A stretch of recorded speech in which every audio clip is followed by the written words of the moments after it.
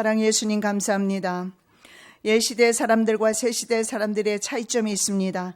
성령으로 사는 삶입니다. 더 이상 우리가 주의 종로로 타지 않기를 원하며 주의 종이 되어서 하나님의 거룩함에 이르지 못하는 일이 없게 하시며 성령으로 사는 저희들 될 수 있는 은혜를 도하여 주시옵소서.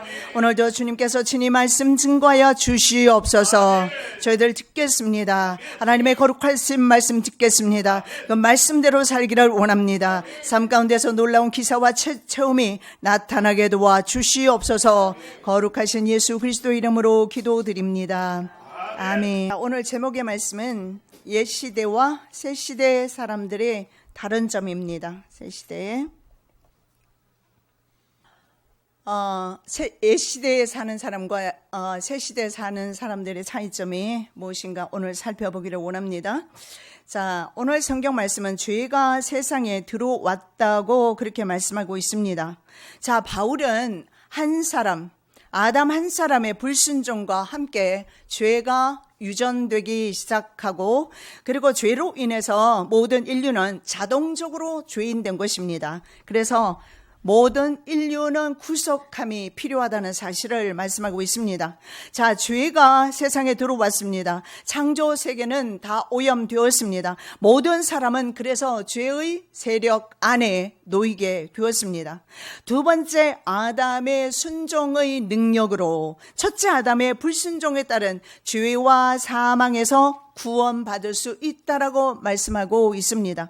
그 두 번째 아담은 바로 예수 그리스도를 가리키고 있습니다. 그래서 첫째 아담의 불순종을 두 번째 아담의 순종하심으로 구원의 전가가 이루어진다라는 것을 말씀하고 있습니다. 자, 구원은 그래서 예수 그리스도의 하나님에 대한 철저한 순종에 기인된다는 사실을 볼 수가 있습니다. 자, 그래서 우리가 첫 번째로 우리가 살펴볼 말씀은 옛시대의 사람들은 죄와 사망의 통치를 받는다. 성령의 사람이 아니고서는 교회 다니는 사람을 말하는 게 아닙니다. 교회 다니는 사람 많이 있습니다.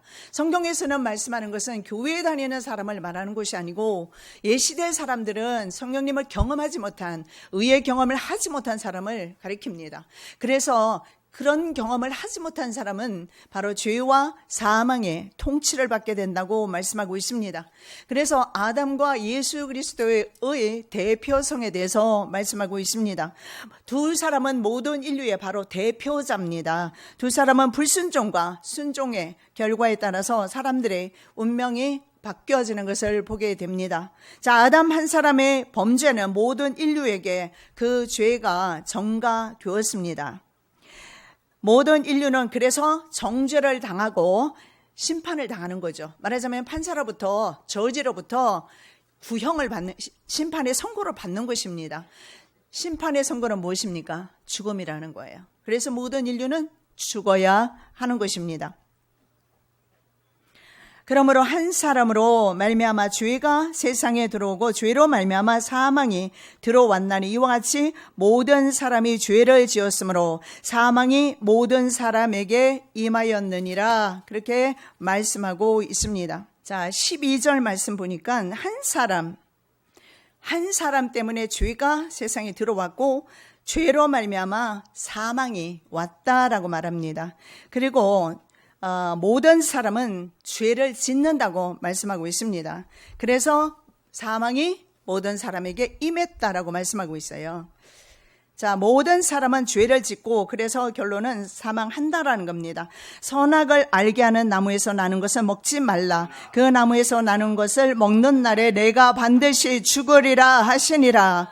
먹는 날에는 죽는다고 분명히 하나님께서 말씀하셨습니다. 그런데 사람이 그것을 먹음으로 인해서 죽게 되었습니다. 여러분, 인간은 그때부터 시작해서 선악 판단 능력이 생겨버린 것입니다.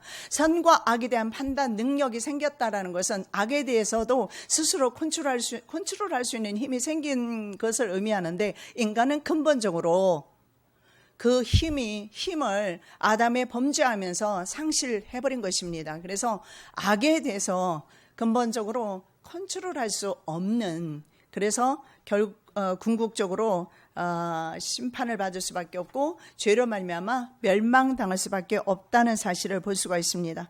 선과 악을 판단하는 능력은 사실은 주의 것인데 사람이 바로 선악과를 따먹으면서 하나님의 권위에 도전하면서 선과 악을 판단하는 능력을 가지게 된 것입니다. 자, 죄와 사망은 그래서 불가분의 관계를 가지고 있습니다. 죄의 결과로 오는 것이 바로 사망입니다. 죄의 결과로. 그래서 인류가 죽음을 피할 수 없는 것임을 모든 사람들은 숙명으로 여기고 당연히 죽는다는 것을 인정하고 당연시 받아들이지만 그러나 우리는 분명히 그 이유를 알아야 합니다. 그렇다면 우리가 죽음을 피할 수 있는 길이 있다라는 사실을 볼 수가 있는데 성경에서 말씀하시는 그것이 바로 영생입니다. 범죄한 사람에게 내리는 재판관의 판결문 내용이 바로 사망 선고인 것입니다. 자, 이 사망을 통해서 근본적으로 문제된 것이 무엇입니까? 하나님과 우리가 단절이 된 거예요. 하나님과 단절이 되고 그 결과 육체의 죽음이 오게 되고 육체의 죽음 후에는 누구든지 영원한 형벌을 받게 될 수밖에 없다라는 거예요. 그래서 결국은 뭡니까? 하나님과의 관계를 회복하지 아니하고는 영전하는 파멸을 맞이하게 될 것이다. 영원한 파멸입니다. 그래서 지옥에서는 죽지 아니하고 영원히 그 고통을 당하는 것입니다. 그들은 주의 앞과 그분의 권능의 영광에서 떠나 영존하는 파멸로 형벌을 받으리로다. 데살로니가 후서 1장 9절입니다. 모든 사람이 죄를 지었다라고 12절에서 말씀하고 있습니다. 죄의 보편성에 대해서 말씀하고 있습니다. 바울은 이런 죄가 이제는요 어떤 죄인의 개인의 죄책 문제, 죄의 책임에 대한 문제가 아니라 아담 한 사람에 의해서 들어온 죄는 개인의 죄의 문제를 넘어서 온 인류와 그리고 온 세상 전체에 미치는 사회적 환경 전체를 지배하는 세력이 되었다라고 말씀하고 있어요. 어떤 사람이든 이 사회 구조 악의 환경에서 벗어나는 사람이 없다라는 것입니다. 즉 모든 사람은 죄악이라는 바다에서 헤엄치고 살고 살아가고 있다라는 거예요. 그래서 이것은 이미 사회 악이 구조적으로 전 세계적으로 모든 인류에게 임했다라는 사실을 볼 수가 있습니다. 그래서 우리가 눈만 뜨면 보이는 것이 처처의 악과 죄악들이 횡행하는 것을 볼 수가 있습니다. 오래전에 미국에서 있었던 일인데요. 한 30여 년 전입니다. 그런데 몇 년 전에 이것이 드러났어요. 13살 먹은 소녀가 강간을 당하고 목이 졸려서 죽임당해서 또 고속도로 옆에 버려져 있었습니다. 처참한 모습으로 그렇게 버려져 있었어요. 그래서 정말 수사를 계속했지만 너무 어린 나이지 않습니까? 수사관들이 계속했지만 범인을 잡을 수가 없었습니다. 그런데 그때 DNA를 보관하고 있었던 것 같습니다. 오늘날의 과학을 이용해서 이제 다시 재수사를 했습니다. 그런데 설마 했는데 누가 그런 짓을 했는가 하면 친부가, 아버지가 13살 먹은 딸을 성폭행하고 그리고 고속도로에 사람이 잘 보이도록 버려두었습니다. 왜냐하면 보험금을 타기 위해서 그렇게 했다라고 합니다. 이것이 바로 세상이고 사회 악이 만연하는 세상의 모습임을 보여주고 있어요. 어떻게 친부가 자신의 딸을 그렇게, 그래서 절대로 그것은 아버지가 할 짓이 못 된다는 사실을, 그래서 다른 사람이 그래서 수사에 혼란을 준 것입니다. 그러나 30년이 이르기 전에 결국은 그 아버지를 잡아서 감옥에 놓은 것을 볼 수가 있습니다. 그래서 종교개혁가들은 오래전에 종교개혁을 하면서 인간은 전적으로 부패했다. 그리고 교황의 무오서를 그 당시에 다 믿었습니다. 교황은 무오하다, 흠이 없다. 교황을 하나님으로 섬겼던 그 당시에 인간 모두는 전적으로 부패했다. 즉 태어날 때부터 썩어서 태어나온다. 그게 유전이다 라고 이제 말씀을 했습니다. 그래서 인간은 부패 자체이다 이렇게 볼 수가 있습니다. 자, 아담 때부터 모세 때까지요 성문화된 계명들의 체계가 없었습니다. 율법이 언제 왔느냐? 모세 때 율법이 주어졌어요. 그러면 그 당시에 성문법이 없었다라는 것을 말씀하는데, 그럼에도 불구하고 한 사람의 죄가 아담의 후손들이 모든 사람들에게 왕노릇했다라고 말씀하고 있습니다. 자, 하나님께서 선악과를 따먹지 말라고 했습니다. 그리고 먹으면 죽는다는 명령이 있었습니다. 그래서 이 명령을 어긴 것 자체가 결국은 성문법은 아니었을지라도 결국은 사망이 그 당시에도 왕노릇했다는 사실을 볼 수가 있습니다. 단지 성문화 되지 않았기 때문에 죄를 죄라고 인정하지 않았어요. 자, 말씀 보겠습니다. 율법이 올 때까지 죄가 세상에 있었으나 율법이 없을 때에는 죄를 죄로 인정하지 아니하였느니라. 모세의 손의 사람들에게도 사망이 사실은 왕노릇했다라고 말씀하고 있습니다. 그럼에도 불구하고 아담으로부터 모세까지 아담의 범죄와 같은 종류의 죄를 짓지 않은 자들 외에도 사망이 군림하였는데 아담은 오셔야 할 분의 모형이니라. 예. 그 당시에도 그래서 결국은 죄라는 것은 아담이 범죄한 이후에부터 세상에 들어와 있었다는 사실을 볼 수가 있고, 모든 인류는 죽을 수밖에 없다는 근본적인 그런 자신의 실체 앞에 당면하게 되었습니다. 자, 아담 안에서 하나님을 배반하는 본성이 유전되었기 때문이라고 말씀합니다.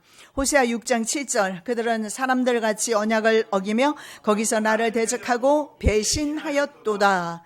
그러므로 율법이 죄를 규정하기 전에 사람들조차도 죄의 형벌에서 벗어날 수가 없습니다. 아울을 죽인 가인에 받은 형벌을 보시기 바랍니다. 그리고 노아 홍수 심판을 보면 알 수가 있습니다.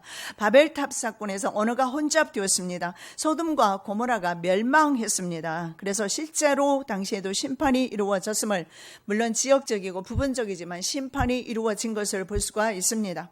그래서 모세 전이나 이후에 모든 옛 시대에 살고 있던 사람이나 그 후의 사람들, 죄와 사망의 통치에서 벗어날 수 없다.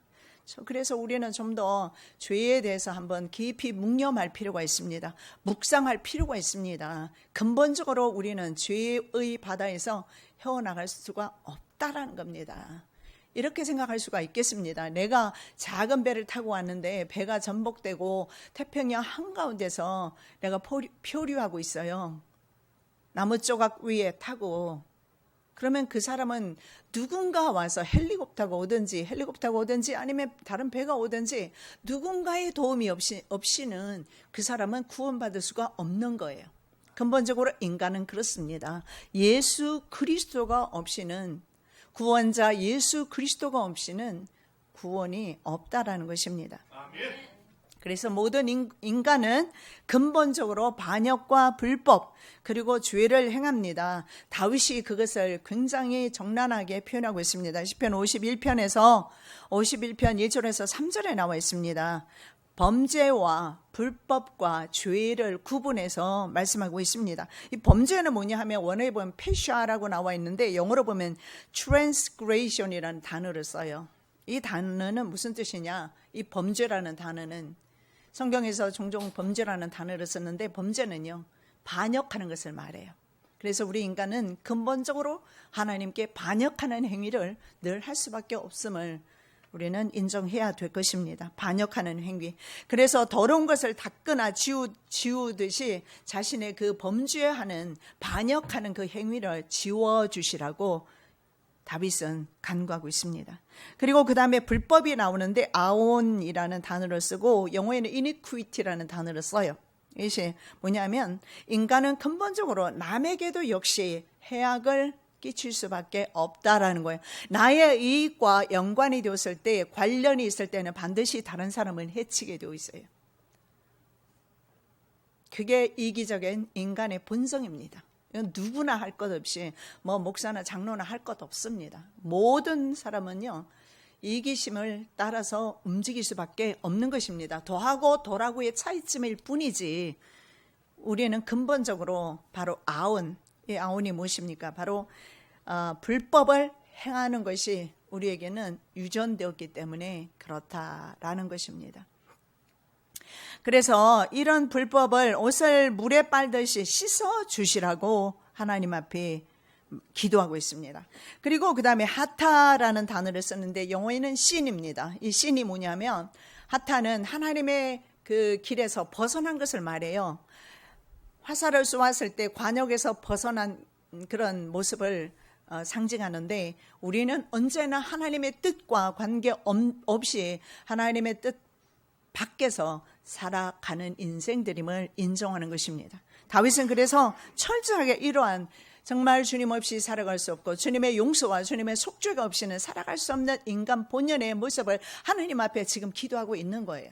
우리는 좀 더 하나님 앞에 근본적인 나의 죄와 죄악과 불법을 하나님 앞에 올려드리면서 기도해야 될 줄로 믿습니다.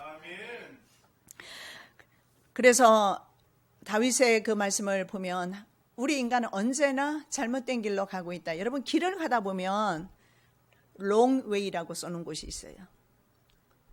여기는 뭐라고 쓰여 있는지 모르겠는데 제가 기억나는 게 그 미국에서의 가면 길을 가다 잘못 들어가면 여기는 분명히 있잖아요. 차선이 달라요. 그죠? 근데 내가 그리로 들어갔을 때 롱웨이로 들어가면 어떻게 돼요?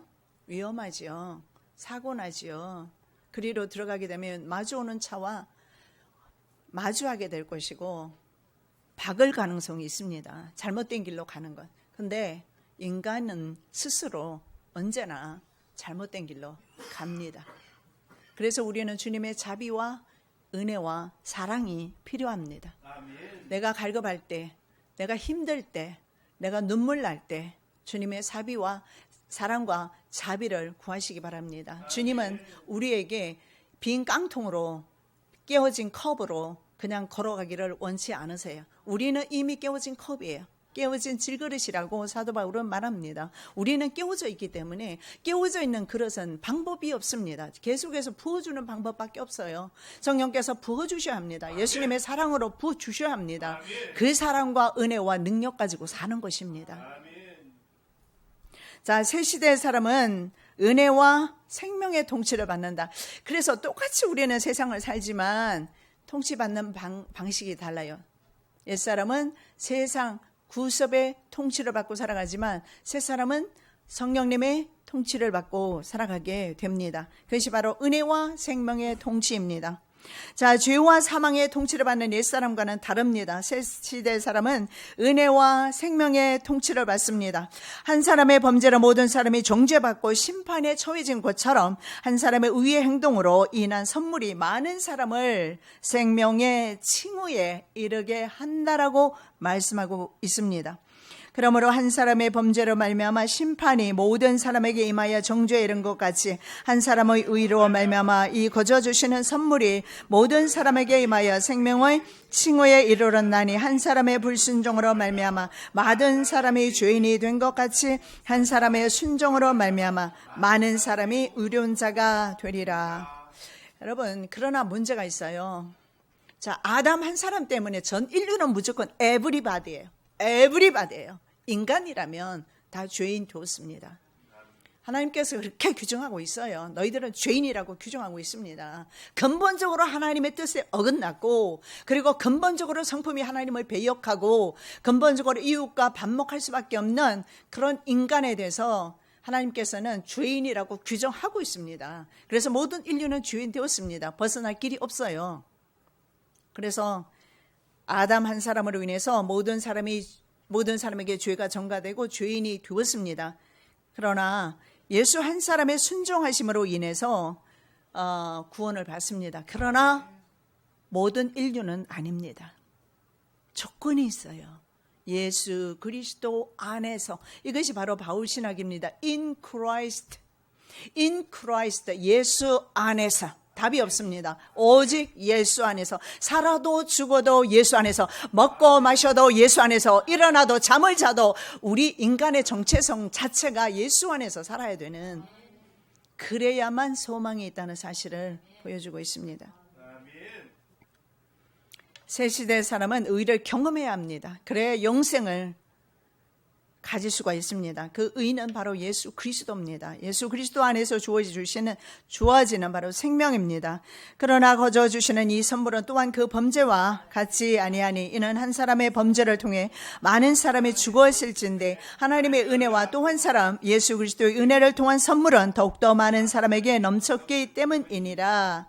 여러분, 하나님과 예수 그리스도가 주시는 선물은 그 범죄, 아담의 범죄와는 다르다라는 거예요. 아담의 범죄는 전 인류를 지옥으로 끌고 갑니다. 그러나 예수 그리스도가 주시는 선물은 영원한 생명으로 인도한다는 사실이에요. 한 사람으로 말미암은 심판은 정죄에 이르게 하지만 그리스도로 인한 거저 주시는 선물은 칭의에 이르게 한다. 여러분, 이 칭의에 대해서는 전주에도 제가 말씀을 드렸죠. 16절, 또 이 선물은 죄 지은 한 사람으로 말미암아 이루어진 것과 같이 아니하니 이는 한 사람으로 말미암은 심판은 정죄에 이르렀으나 많은 범죄로 인한 이 거저 주시는 선물은 칭의에 이르기 때문이라. 여러분, 이 칭의가 무엇입니까? 좀 전에 우리가 살펴본 대로 모든 인간은 태어나는 순간부터 하나님 앞에 정죄를 당합니다. 그리고 죄를 짓게도 있고 정죄를 당하고 정죄에 당한 결과 죽게 되고 죽음의 결론은 지옥이라는 겁니다. 자, 그런데 의인은 예수를 믿는 자에게 주시는 하나님의 법정적인 무죄 선언이라고 말씀드렸어요. 의인은 무엇입니까? 하나님께서, 재판장이신 하나님께서 우리에게 죄 없다라고 말씀해 주시는데 절대로 예수를 벗어나서는 하나님은 죄 없다고 인정 안 하세요. 예수 안에서 죄 없다 인정해 주시는 것. 그래서 법정적인 선언입니다. 무죄 선언. 이것이 바로 의입니다. 그래서 의는 대부분 재판과 관련이 있습니다. 그래서 재판과 관련이 있다는 것은 바로 법정적인 의미가 부여된다는 사실을 볼 수가 있습니다. 그러나 재판은 사람을 외모로 판단하지 아니하고 공정한 재판해라. 그래서 구약 성경에 보면 항상 이 공의로운 재판에 대해서 판결을 굽게 하지 말라, 뭐 이런 많은 말씀들이 나옵니다. 공정한 재판을 해야 된다라는 거예요. 그래서 많은 말씀이 성경에서 이런 재판에 대해서 나옵니다. 그런데 결국 성경 전체가 바로 의에 기초한 심판의 책이라는 사실을 우리는 인정해야 합니다. 성경 전체는 바로 의에 기초한 심판의 책이다. 하나님이 세상을 심판하실 때 의에 기초되어서 의인이냐 죄인이냐 구별하신다는 거예요. 우리는 믿음으로 말미암아 이미 주님으로부터 의인이라는 이미 칭의를 받았습니다. 그래서 우리에게는 하나님의 심판이 임하지 않습니다. 자, 그러면 하나님의 의의 중요한 기준이 무엇입니까? 불변의 하나님에 대한 진리에 기초한다고 성경은 말씀하고 있습니다. 내가 주를 믿는 믿음이 아닙니다. 내가 주님을 따르는 믿음은 언제나 변질됩니다. 변개하기 쉽고 세상에 흔들리기 쉽고 낙심하기 천만입니다. 그래서 나의 믿음으로 기초한 것이 아닌 구원이라는 사실을 믿으시기 바랍니다. 그래서 우리의 구원은 바로 불변의 하나님의 속성에 근거한다는 사실을 볼 수가 있습니다. 불변하신 하나님께서는 이스라엘과의 계약을 책임지시는 분이십니다. 의인은 하나님과 이스라엘 사이에 맺어진 계약에 기초한다. 그래서 여러분 18세기에 이르면서 계약신학이 대두하기 시작합니다. 그래서 우리말 성경에는 보통 언약으로 나와 있지만 계약으로 이해할 때 우리는 더 은혜가 됩니다. 왜냐하면 약속이라는 것은 언제나 깨도 책임을 지지 않지만 계약이라는 것은 깰 때는 반드시 책임이 따릅니다. 하나님께서는 예수 그리스도를 속죄의 제물로 이미 주셨어요, 이 땅 위에. 그래서 우리 인류에 대해서 책임을 지고 계시는 것입니다. 그래서 성경은 계약의 책입니다. 성경 전체는 계약의 책입니다. 성경 전체는 의의 하나님에 대해서 말씀하시고 의의 성도에 대해서 말씀해 주시고 있습니다. 그래서 성경 전체를 보면 하나님과 이스라엘 사이에 맺어진 게 바로 계약이라는 거예요. 그래서 그 계약은 바로 하나님의 성품에 근거한다라는 거예요. 즉 우리와 하나님께서 하나님과 자녀라는 계약 관계가 존립합니다. 그래서 우리는 하나님의 자녀입니다. 이건 불변이라는 거예요. 왜냐하면 내가 하나님을 선택한 것이 아니고 하나님이 나를 구원하셨고 선택하셨기 때문에 하나님의 불변의 사랑에 기초한 것입니다. 그리고 그 계약의 이행자로 예수 그리스도를 이 땅에 보내셨어요. 그래서 결국 이 신칭호의 근거는요, 믿음으로 우리가 의롭게 된 근거는요, 내가 의인이라서가 아니라, 내가 의인이라서 내가 의롭게 된 것이 아니라, 바로 그 근거는 어디에 있습니까? 예수께 있어요. 그래서 높은 사람이 낮은 사람에게 칭해 주는 것입니다. 의롭다고 인정해 주는 거예요. 재판장이 주인에게 칭해 주는 것입니다. 판결 내려주는 거예요. 이것이 바로 의입니다. 그런데 죄인이 재판장에게 판결하지는 않습니다. 하나님께서 우리에게 죄 없다고 그렇게 판결해 주십니다. 더러운 옷을 입고 있던 대제사장 여호수아, 스가랴 3장에 나오는 말씀처럼 더러운 옷을 벗기라, 아름다운 옷을 입히라. 예서 결국 뭡니까? 죄인에서 의인된 여호수아 대제사장의 모습을 볼 수가 있는 것처럼 우리는 죄인이지만 주님께서 의인이라고 칭해 주셔요. 그걸 이신칭의라고 말합니다. 이신칭의. 그래서 이신칭의의 근거는요, 바로 예수 그리스도의 속죄적 그리고 화목적 죽음 때문입니다. 속죄라는 것은 뭡니까? 근본적으로 아까 제가 말씀드린 것처럼 무조건 인간은 죄인이라는 거예요. 태어나는 순간부터 죄인으로 태어난다라는 겁니다. 여러분 옛날에 보십시오. 종으로 태어나면 그 자녀들이 어떻게 돼요? 종되어요. 우리 인류는요, 죄악의 종이 되었기 때문에 태어나는 순간부터 종입니다. 그래서 하나님과 우리 사이에는요, 반드시 속죄가 필요하는데 속죄의 제물이 예수 그리스도께서 되신 거예요. 화목제는요, 하나님과 우리는 결론적으로 원수되었는데 하나님과 우리를 화목해 해 주셔요. 중재를 해 주시는 분이 바로 예수 그리스도입니다. 그래서 이신칭후의 근거가 바로 예수 그리스도라는 것입니다.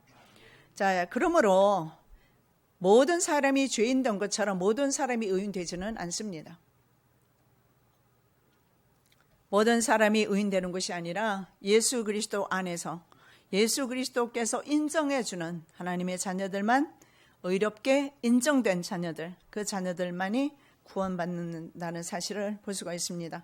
그러나 성경에서 보면 대부분 성경에서 의롭게 되다, 그 다음에 의, 이런 단어가 어떤 단어와 서로 연결이 되느냐 하면 인간의 어떤 응답이나 행동을 반영하는 단어인 믿다, 믿음. 의라는 단어가 인간의 행위와 연결되고 있는 믿음과 같이 사용된다라는 것입니다. 성경에는. 그래서 의와 사람의 믿음은 같이 간다라는 거예요. 결국은 무슨 말입니까? 결국은 믿음과 함께 사용된다는 것은 의인의 삶을 위해서 사람의 순종, 부단한 순종의 행위가 필요하다는 사실을 볼 수가 있습니다. 결국 의인의 삶을 위해서 사람의 그 순종적인 행위, 바로 예수 그리스도께서 순종하신 것처럼, 하나님께 순종하신 것처럼 주님도 인간의 몸을 입고 오셨어요. 그래서 할 수 있거든 이 잔이 내게서 지나갈 수 있기를 원합니다. 주님께서 그렇게 기도하셨어요. 그리고 돌아가시기 전에 고민하면서 피와 땀을 흘리면서 주님께 기도하셨어요. 어떤 사람은 인간으로 오시지 않았다, 인성을 부인하는 사람이 있고 신성을 부인하는 사람이 있지만 우리 예수님은 인성과 신성을 그대로 가지고 계셨어요.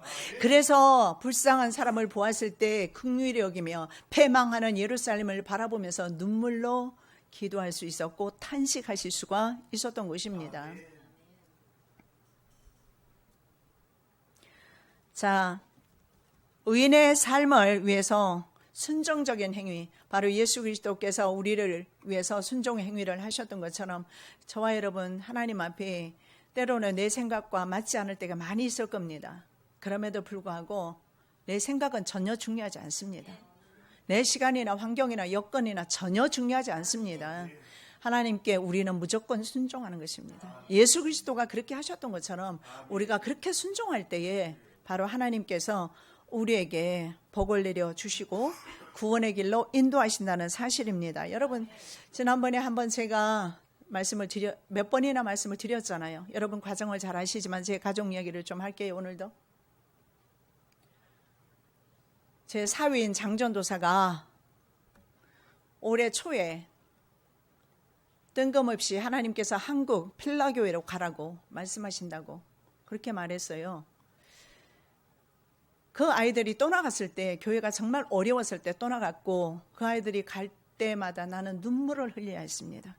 그럼에도 불구하고 그 아이들의 미래를 위해서, 그리고 본인들이 원하는 곳에서 사는 것이 본인들이 그것이 맞다고 생각했고, 또 제 사위 입장에서는 영주권을, 그것도 임시 영주권을 가지고 있었기 때문에 6개월마다 항상 미국을 들어가야 돼요. 그러한 상황 속에 있었고 들어가야 되는 상황이었어요. 그래서 저는 미국의 사역인가 보다. 그리고 가서 미국의 큰 교회에서 사역을 하게 되면서 저는 마음을 내려놨는데 본인이 전화가 와서 한국을 갈 거예요. 그런데 하는 말이 뭐라고 말을 하냐면 하나님께서 6월 전에 시민권을 주신다고 말씀하셔요. 그래요. 그런데 그때 임시 영주권을 가지고 있어요. 결혼을 하면 임시 영주권을 줘요. 여러분 한국에 사니까 미국에 살고 있는 사람, 시민권을 사모하는 사람의 마음을 잘 모를 거예요. 이 영상을 듣는 많은 미국에 계시는 성도들도 계시는데 이것을 들어보면 이것은 하나님이 일하시는 기적임을, 믿음의 사람에게 주시는 하나님의 함께 일하시는 사역임을 알 수가 있어요. 왜냐하면 이런 일은 일어날 수가 없거든요. 그런데 임시 영주권을 가지고 작년에 영구 영주권을 신청했지만 그 영구 영주권을 받기 위해서 2020년까지 기다려야 된다는, 왜냐하면 계속 지금 그 미국의 상황이 그래요. 그러면 영구 영주권을 받기 위해서도 2020년 내년까지 가야 되는 그런 상황에 있습니다. 그리고 날수가 차지 않아서 체류하는 날수가 있어요. 미국에 날수가 차지 않아서 계속해서 있다가 할 수 없이 3월 말에 이제 시민권을 신청하게 돼요. 그런데 그 전에 말입니다. 영구 영주권이 계속해서 2020년도까지 밀려 있다 이렇게 나왔는데 어느 날 아들에게 하나님께서 너 영주권 나왔다. 그 시골 집으로 가봐라. 그래서 자꾸 아내에게 말을 했대요. 나 영주권이 나왔다고 하나님께서 말씀한다고 가보라고. 미루다가 할 수 없이 2주 후에 갔더니 영구 영주권이 나왔습니다. 영구 영주권을 받고도 날수가 모자라서 기다렸다가 시민권을 신청한 것이 3월 말쯤이에요. 그러면 3월 말에 시민권을 신청했는데 3월 말에 신청을 했으면 사실은 언제 또한 그 핑거프린트라고 해요. 그게 뭐냐면 지문을 찍는데 핑거프린트 하는 날짜가 잡혀져야 돼요. 그 과정 중에. 그런데 통상적으로 거의 보통 1년에서 2년씩 걸려요. 그것만까지 가는 것만 해도 지금 아마 신청하는 대부분의 사람들이 기다리고 있을 거예요. 그런데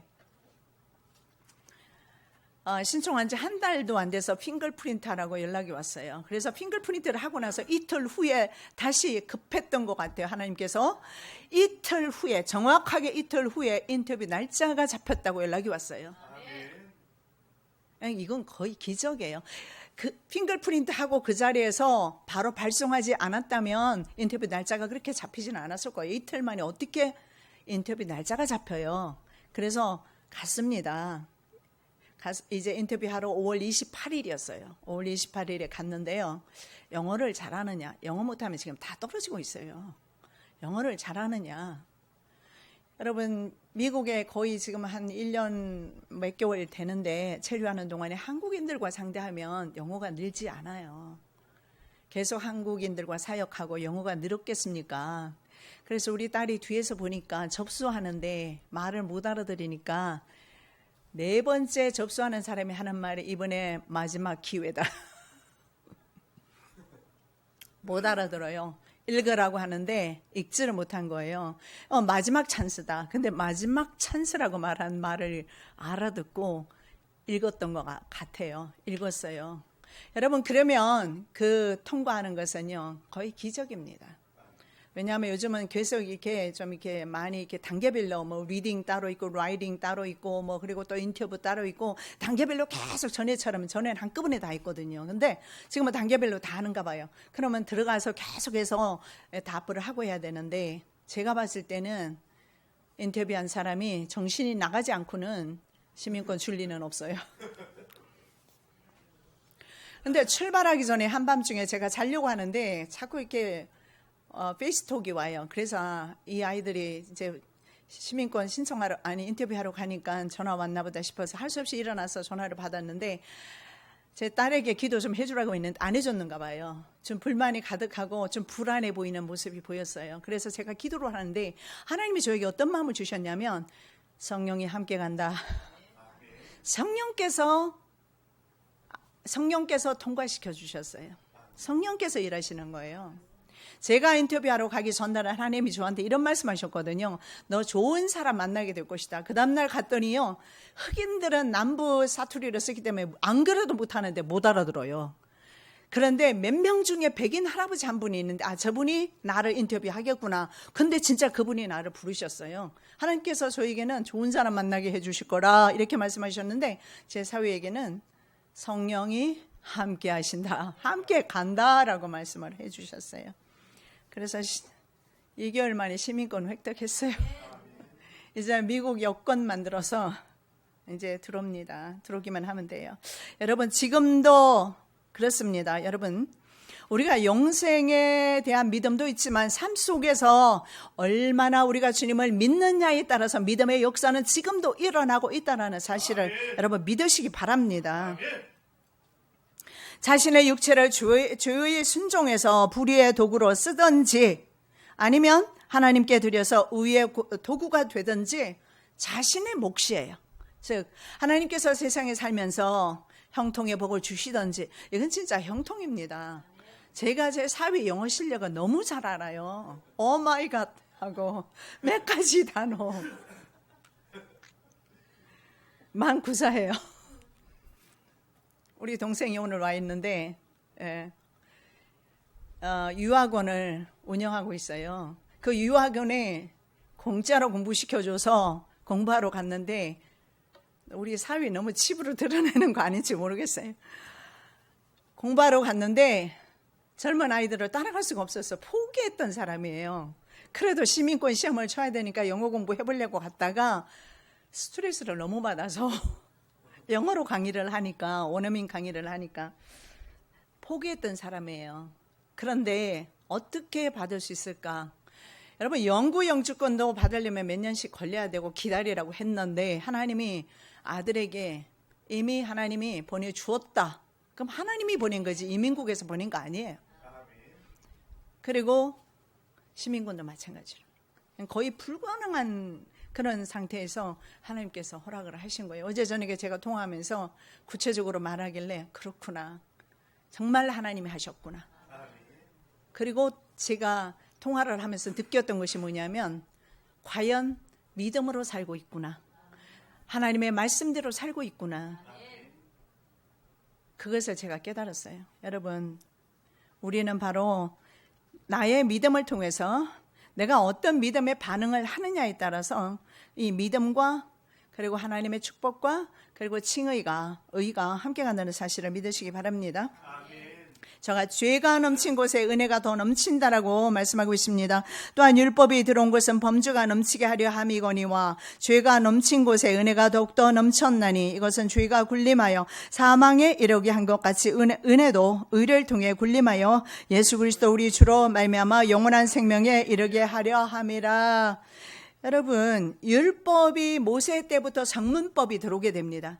그전에는요 법이 없었기 때문에 죄를 지어도 죄라고 규정하지 않았고 정죄하지 않았다라는 겁니다. 그럼에도 불구하고 인간은 죄 아래 놓였고 사망의 법에서 해방될 수는 없었으나 그러나 성문법이 오면서 죄는 구체적으로 드러나기 시작합니다. 여러분 미국 법과 한국 법이 많이 다른 것을 보게 됩니다. 한국에서는 자녀를 때려도 붙들어 가지 않지만 미국에는 자녀 때리면 바로 잡아간다라는 거예요. 그러면 이 법이 다른 것을 볼 수가 있어요. 그러면 그 법에 저촉되지 않기 위해서는 그 법을 지켜야 한다라는 거예요. 하물며 영생에 관한 법, 하나님 나라의 법 지키지 않고 하나님 나라에 들어갈 수 있느냐? 그렇지 못하다라는 거예요. 그래서 이 법이 오면서 사람들의 죄를 규정하기 시작합니다.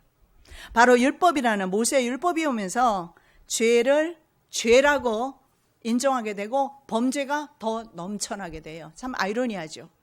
예. 그래서 율법이 들어온 것은 범죄를 넘치게 하려 한다. 그렇게 말하고 있죠. 들어온 것, 율법이 들어온 것, 영어 성경에 보면 come in beside라는 말을 써요. 옆에 슬그머니 온 것을 말이에요. 슬그머니 온 것을 말이에요. 그리고 slipped in.